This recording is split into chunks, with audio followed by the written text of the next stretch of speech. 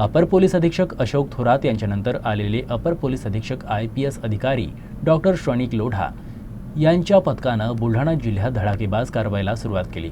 पदभार स्वीकारताच Jalgaon Jamod police station हद्दीतील सुनगाव गावामधून जामोदकडे जाणाऱ्या महाराष्ट्रामध्ये प्रतिबंधित अवैध गुटख्याचे वाहन पथकानं पकडून वाहनासह 34,42,250 रुपयांचा मुद्देमाल जप्त केला। जळगाव जामोद पोलीस स्टेशन हद्दीमध्ये झालेल्या कारवाईने जळगाव जामोद पोलीस स्टेशनचे धाबे दणाणले आहेत।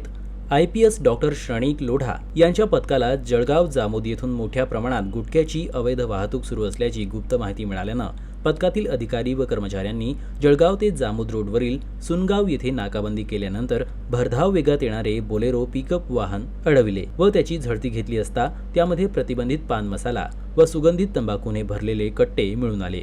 पोलिसांनी एकूण 34,42,250 रुपयांचा मुद्देमाल व 3 आरोपींना ताब्यात घेतलाय।